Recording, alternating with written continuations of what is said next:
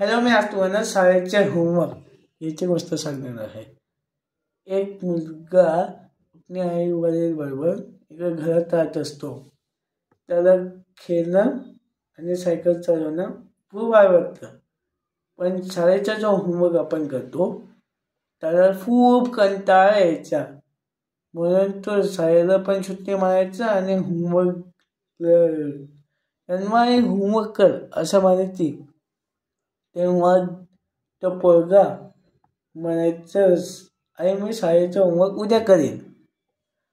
आणि जेव्हा शाळेची वेळ यायची तेव्हा तो काही ना काही कारण करायचा. म्हणायचं, आई माझं आज पोट खूप दुखतंय, आज मी नाही जाऊ शकणार. मग त्याची आई म्हणते, ठीक आहे, मग तूच घरी आराम कर. अशा प्रकारे त्याला शाळेतून सुट्टी मिळाली.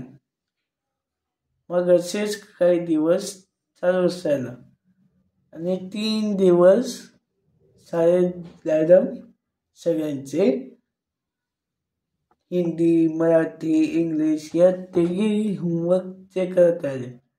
आणि इकडे हा मुलगा काही ना काही कारण रोज सुट्टी मारत होता. तो दुसऱ्या दिवशी पण म्हणाला, आणि माझा पोट दुखतंय.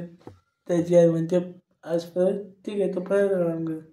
असे खूप दिवस निघून गेल्यावर एक दिवस त्याची आई म्हणते, मी तुला खूप दिवसाचं बघते, तू काही ना काही कारण काढतो, शाळेला सुट्टी मारतो, शाळा सुट्टीवर तू तुझ्या मित्रांबरोबर खेळायला जातो, म्हणून आज शाळेत जायला लागेल. पण तो पोरगा म्हणतो, नाही आहे, माझं पोट खूप दुखत आहे. मग त्याची आई म्हणते त्याला टाकून, तू जातोस की आता मी तुझ्या बाबांना बोलू. कारण तू त्याच्या बाबांना खूप घाबरायचा. म्हणून तू म्हणाला, ठीक आहे, मी शाळेत जाण्यासाठी तयार आहे. अशा प्रकारे तो शाळेत जाण्यासाठी तयार होतो.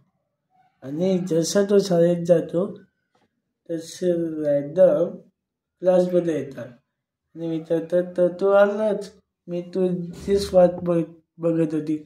आता एक मराठी, दुसरं हिंदी आणि दुसरी इंग्लिश याचे वह्या घेऊन ये. तो आपले 3 होमवर्कचे वह्या घेऊन जातो. तर मग त्याचे डोळे लाल लाल झालेले असतात. मॅडमला कळलं की याने दिवसभर जागून होमवर्क पुरा केला आहे. तो म्हणता, हे घ्या मॅडम तुमचा होमवर्क. मग मॅडम त्याला समजवता म्हणाले, मला माहिती आहे तो हे जागून पुरा केलाय, म्हणून तुझे डोळे लाल लाल झाले. म्हणून पुरा एक गोष्ट लक्षात ठेव, आपण सगळं काम व्यवस्थित करायला पाहिजे आणि वेळेला करायला पाहिजे, तर सगळं व्यवस्थित आणि बरोबर होतं. तर पोरांनो तुम्ही या गोष्टीतून काय शिकायला मिळालं की शाळेच्या होमवर्कला कधी टाळलं नाही पाहिजे, बल्कि शाळेचा होमवर्क वेळेला पुरा करायला पाहिजे. आणि सगळे कामं पण अशी होती शाळेचे होमवर्क याची गोष्ट.